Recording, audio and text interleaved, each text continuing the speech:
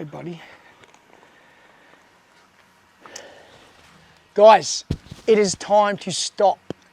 What I mean by stop is we need to stop buying dogs we don't know what they are predisposed to do as their breed, and we need to stop expecting too much out of our puppies. This is a conversation I've wanted to have for a while. I keep seeing it happening, so I need to talk to you about it. So let's go back to the breed first. When you buy a breed, the most common mistake I see goes on all the time. People buy a breed by how it looks. They pick a dog, it's like flipping through a book and they go, that looks pretty and I want that one. It's like buying a car. You research your car. You know what your car is capable of when you buy it. You should be doing the same with your dog. It is not fair to get certain breeds, or any breed, let alone, and expect them not to do what they are designed to do. Their DNA, they're wired to do certain jobs, whether it be protective breeds, and then you don't like the fact that it is protective of you and gives a bark at people and so forth, and someone visits a house, or it's protective on a lead when you've got a German Shepherd or a Rottweiler. They're beautiful dogs. I've owned both of them. Been a police dog handler in the army, and then coming out, I've also owned a Rottweiler. Beautiful dog, best dogs I've had, but you also got to know that those dogs are predisposed to being protective, so you have to learn how to train them, and they can be amazing dogs. Getting a dog like mine, Nash, come here, buddy. Come here, bud. Good boy. Come. Good boy. Nash is a Cooley Cross Hunterway. Now that is a working breed. He is bred for, he's got a bone here. He's good with me taking the bone. He is bred for like herding, working with sheep. So that'd be like me being annoyed that Nash wants to round up other dogs or runs around children, things like that. It'd be funny, but I can't complain about it. This dog has been wired to do that for many, many years. So those instincts come out naturally. Labradors wanting to go in the water, and you get annoyed that your dog jumps in the pool, or when you go to the beach, it wants to swim all the time. Labs are known for that. That's what they do. So we need to understand the breed you get and know what it's predisposed to do, so you understand it and you're not going to be frustrated by it, because I see it all the time. All the time, people wanting me to train dogs that out of doing what they are meant to be doing. So it's actually borderline cruel to the dog. You should know what you're getting and know what it's capable of doing before you buy it. Now, next thing is expectations of what you want out of your puppies. This is so common. I have people that want me to train their puppies, and I love training them, but they're frustrated with their dogs being 10 weeks old or 18 weeks old, and they're still jumping or biting or digging a hole or doing something they don't want it to do. Remind yourself of this.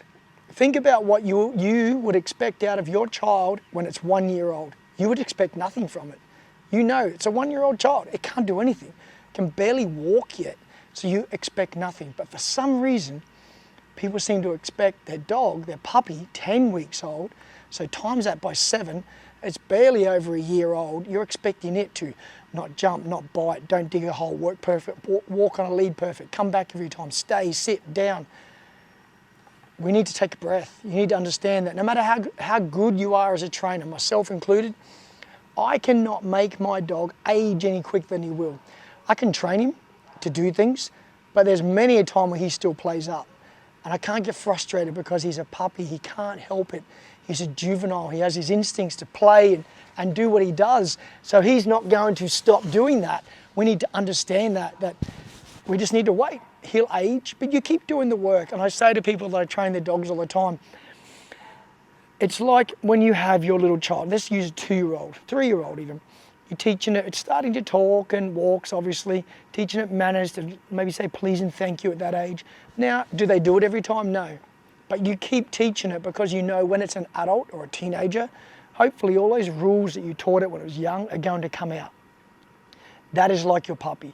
You're going to have frustrating days. You're going to call them, they won't come, they won't stay. But you need to understand that those rules are worth doing, because the more you do it, the more it gets imprinted and stays in here. And when they mature is when all those lessons come out. So like I'm running a puppy course now, and I say to the people on the program, guys, don't expect too much, especially when there were 4 or 5 other dogs and they're running around, it's crazy. But all these things you're learning as a trainer, as a handler, and the puppy's learning are worth it, because later when they age, all these lessons are worth it. We need to take a breath. We need to stop expecting so much out of our puppies. Please relax with your puppies and understand that they will get better, but it's going to take time. And don't be expecting a dog that's 18 weeks old to not do anything wrong. Let's just relax. So I want you to know your breed before you go buying a new dog. Understand, and even your current dog, do your research and realize why it's doing what it's doing. And then look at your dog's age and say to yourself, am I expecting too much out of our dog? Okay, so that's relax a bit, enjoy your dogs, have fun with your dogs. When they play up as a puppy, just relax. They're going to have a little play, they're going to do their thing, then go back to your training. Enjoy the sessions, keep them short, keep them happy. You could also be promoting some of this behavior by the fact that you're trying to train for too long or the dog's got too much energy. If you're not walking it enough, if you don't walk your dog enough and exercise and you've got a breed like mine, it's going to probably chew things.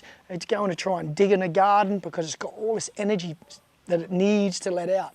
You need to let that dog out with that energy. You've got to give it an outlet, whether it be the beach, the park, puppy class, other dogs, whatever it is. You've got to get an outlet. You've got to satisfy its desire. If it wants to chew, give it things to chew, not your hands, but give it other objects. Redirect that energy that it has into other things, playing games, running, whatever it's doing, retrieving, training, anything.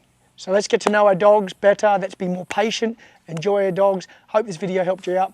If you are having problems, hopefully it gets you to relax a bit with your dog and not expect too much. Nash, come here, buddy. Come, buddy. Come. Nash, come. Good boy. Here he is. Come here. Come and say hello. So, does this guy frustrate us? Yes, he does. He's a rat bag sometimes. But he's a puppy.